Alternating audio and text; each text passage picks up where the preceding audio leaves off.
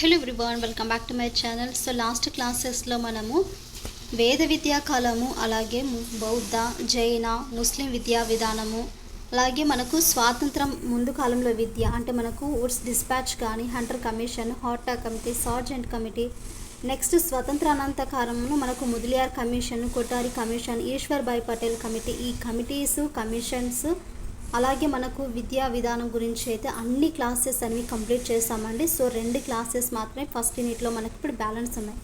So NPE 1986 present మనం నేర్చుకునే topic వచ్చేసి NPE 1986 very important class. So skip చేయకుండా ఎండింగ్ వరకు అయితే చూడండి. అలాగే మీకు నచ్చినట్లుగా అయితే ఫస్ట్ ఆఫ్ ఆల్ మీరు లైక్ చేయండి. లైక్ చేయడం వల్ల మన క్లాస్ అనేది చాలామందికి రీచ్ అవుతుందండి. సో ఇప్పుడు ఇంత తక్కువ సమయంలో నేను ఎలా నేర్చుకుంటున్నాను కదా, సో ఒక వీడియో చేస్తే బాగుంటుంది, మీరు నేర్చుకుంటారనే చిన్న ఉద్దేశంతో వీడియో అనేది పోస్ట్ చేయడం అయితే జరిగింది.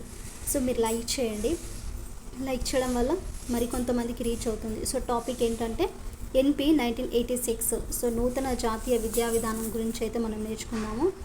యాక్చువల్గా టాపిక్స్ అన్నీ కూడా కవర్ చేసేసామండి. ఇంకా ఎవరైనా చూడకోకుండా ప్లేలిస్ట్లో నిదానంగా అన్ని టాపిక్స్ ఇచ్చాను. సో 6th నుండి ఇంటర్మీడియట్ వరకు ఎస్జిటి వాళ్ళు కానీ, అసిస్టెంట్ వాళ్ళు కానీ, సైకాలజీ, పిఐ గురించి ఒక జీకే ఒకటి నేను చేయలేదండి. అన్ని క్లాసెస్ అయితే చేశాను.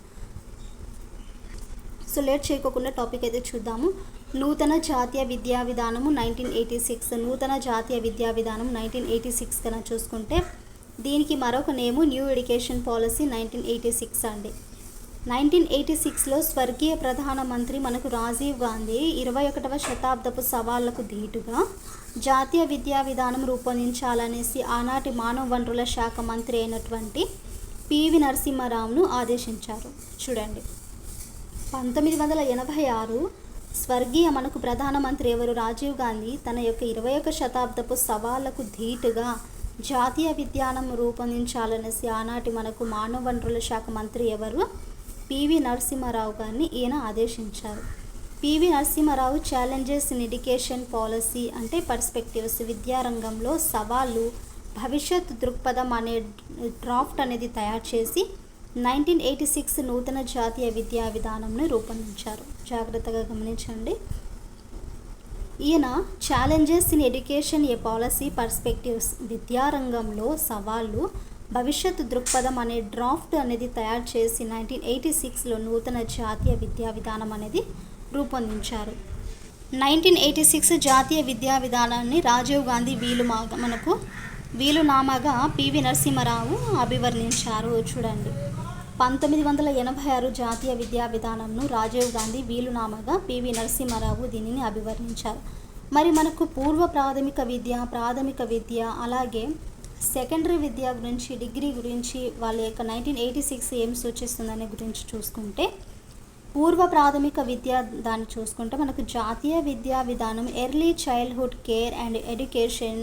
చూడండి, మనకు ఈసీసీఈ అని ఉంటుంది కదా. సో జాతీయ విద్యా విధానం early childhood care and education, శిశు సంరక్షణ మరియు శిశు విద్య ప్రాధాన్యత అనేది ఇచ్చింది. జాతీయ విద్యా విధానము early childhood care and education, శిశు సంరక్షణ మరియు శిశు విద్య ప్రాధాన్యత అయితే ఇచ్చింది. So article 45 early childhood care education ECC మనకు ఎప్పుడైనా డెఫినేషన్స్ కూడా అడుగుతారండి. ఈసీసీ డెఫినేషన్ ఏంటంటే మనకు full form early childhood care education. ఈ ఆర్టికల్ 45 అనేది ఎర్లీ చైల్డ్హుడ్ కేర్ ఎడ్యుకేషన్కి సంబంధించినది. పూర్వ ప్రాథమిక విద్య అయితే చూసుకున్నాం కదా. నెక్స్ట్ వచ్చేసి ప్రాథమిక విద్య. District institute of education and training డైట్ల ప్రారంభం అనేది ఉండాలని సూచించింది. 1986 డిస్ట్రిక్ట్ ఇన్స్టిట్యూట్ ఆఫ్ అంటే మనకు డైట్స్ ఉంటాయి కదా. సో ఆ డైట్స్ అనేది ప్రారంభించాలి. అలాగే ఆపరేషన్ బ్లాక్ బోర్డ్ అనేది స్థాపించాలి. మనకు ఓబీబీ అంటే ఆపరేషన్ బ్లాక్ బోర్డ్ అంటే ప్రాథమిక పాఠశాలలో మౌలిక సదుపాయాల కల్పన.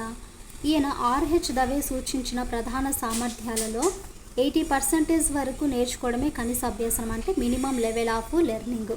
ప్రాథమిక విద్యలో మనకు 3 విధాలుగా 1986 అనేది సూచించింది. అది ఒకటి ఏంటంటే ఫస్ట్ డైట్ అండ్ ఓబీబీ, అలాగే మనకు ఎంఎల్ఎల్ అంటే మినిమం లెవెల్ ఆఫ్ లెర్నింగ్.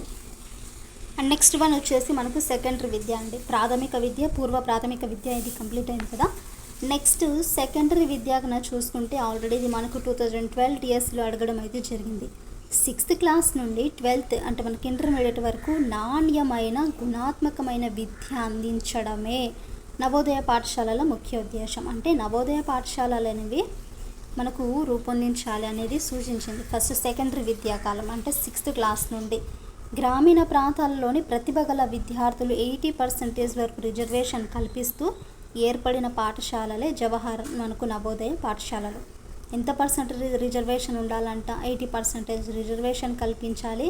అలాగే ఈ నవోదయ పాఠశాలలు ఎవరికి ఎలిజిబిలిటీ ఉంటుందంటే గ్రామీణ ప్రాంతాల్లో ఎవరైతే ప్రతిభ గల విద్యార్థులు ఉంటారో వారికి మాత్రమే ఈ జవహర్ నవోదయ పాఠశాలలని ఏర్పాటు చేశారు. నెక్స్ట్ డిగ్రీ కన్నా చూసుకుంటే మనకు డీలింకింగ్ అనే భావన ప్రతిపాదనతో అయితే ఉంటుంది. డీలింకింగ్ అంటే డిగ్రీలు ఉద్యోగాలకి సంబంధం ఉండరాదనేసి మనకు 1986 వివరించారు. అలాగే మహాత్మా గాంధీజీ ఆశయాలకు అనుగుణంగా గ్రామీణ విశ్వవిద్యాలయాలు ప్రారంభించాలనేసి, అంటే మనకు రూరల్ యూనివర్సిటీస్ ఉంటాయి కదా అండి, మహాత్మా గాంధీజీ యొక్క ఆశయాలకు అనుగుణంగా గ్రామీణ విశ్వవిద్యాలయాలు ప్రారంభించాలి. అలాగే ఉన్నత విద్యా మండలి అనేది కూడా ప్రారంభించాలి. సో మనకు డీలింకింగ్ అంటే ఏంటంటే ఇక్కడ మనకు డీలింకింగ్ అనే దాంట్లోనే చూడండి, డిగ్రీలు అనేవి ఉద్యోగాలకి సంబంధం ఉండరాదు. అలాగే ఈయన మహాత్మా గాంధీజీ యొక్క ఆశయాలకు అనుగుణంగా గ్రామీణ విశ్వవిద్యాలయాలు రూరల్ యూనివర్సిటీలను ప్రారంభించాలి, ఉన్నత విద్యా మండలి అనేది ప్రారంభించాలి. మరి ఎస్సీ ఎస్టీ ఎడ్యుకేషన్ కనుక చూసుకుంటే ఎస్సీ ఎడ్యుకేషన్ విద్యార్థుల విద్యకు ప్రత్యేకమైన చర్యలు అనేది తీసుకోవాలి. ఏ ఆర్టికల్ కిందకి వస్తుందంటే ఆర్టికల్ 46 ప్రకారము ఎస్సీ ఎస్టీ విద్యార్థుల విద్యకు ప్రత్యేకమైన చర్యలు అనేవి తీసుకోవాలనేది మనకు 1986 అనేవి సూచించింది. మరి శ్రీ విద్య ఎలా ఉందంటే మనకు చూడండి, శ్రీ విద్య కోసం ప్రత్యేకంగా విశ్వవిద్యాలయాలు అంటే మనకు కళాశాలలను ప్రారంభించాలి.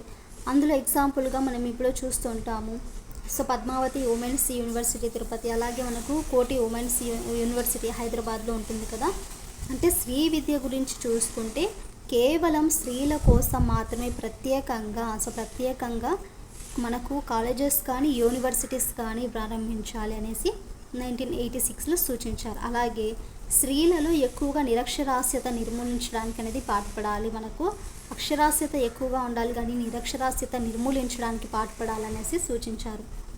అండ్ నెక్స్ట్ వన్ వచ్చేసి అడల్ట్ ఎడ్యుకేషన్ అండి. అడల్ట్ ఎడ్యుకేషన్ వయోజన విద్య అంటే 15 years నుండి 35 years లోపు వారిలోనూ నిరక్షరాస్యులను అక్షరాస్యులుగా చేయాలి. చూడండి, అడల్ట్ ఎడ్యుకేషన్ అంటే 15 years నుండి 35 years లోపు వారిలో నిరక్షరాస్యులను అక్షరాస్యులుగా చేయాలి.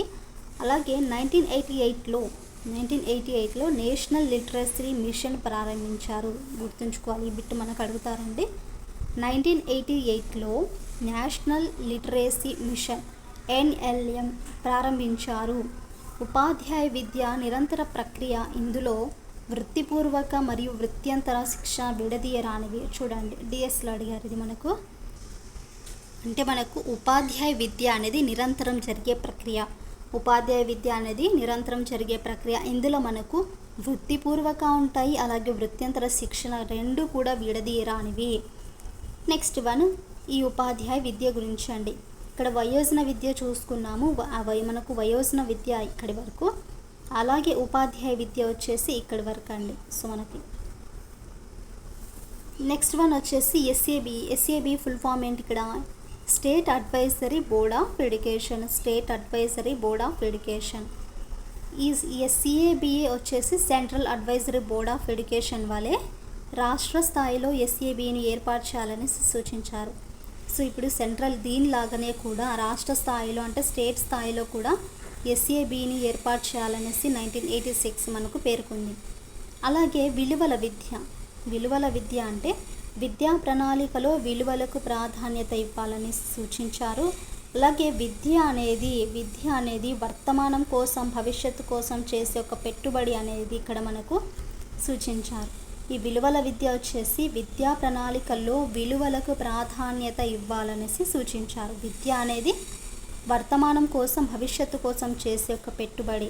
మరి వీటన్నిటి కూడా ఒక సమీక్ష కమిటీలు ఉన్నాయండి. సో ఈ రెండు కమిటీల గురించి నెక్స్ట్ అంటే ఇప్పుడు ప్రజెంట్ మనకు సిలబస్లో ఉండేవి మాత్రం అయితే నేర్చుకుందామండి. సో ఇదండి మనకు జస్ట్ 10 మినిట్స్ కూడా మనకు కంప్లీట్ కాలేదు. సో 10 మినిట్స్ లోపే మనకు ఎన్పిఈ మనకు నేషనల్ ఎడ్యుకేషన్ పాలసీ 1986 గురించి అయితే క్లియర్ కట్గా మనం ఈ వీడియోలో అయితే నేర్చుకుందాం. సో వెరీ ఇంపార్టెంట్ అండ్ ఈజీగా అయిపోయింది. సో నెక్స్ట్ రేపటి నుండి మనకు హాల్ టికెట్స్ వస్తాయి. హాల్ టికెట్స్ వస్తే ఇంకా అంతే, ఇంకా సెంటర్స్ ఖచ్చితంగా వచ్చేస్తాయండి అందరికీ. సో ఐ హోప్ మీకు క్లాస్ నచ్చింది అనుకుంటున్నానండి. ఇలాంటి క్లాసెస్ కోసం మన ఛానల్ని సబ్స్క్రైబ్ చేయండి.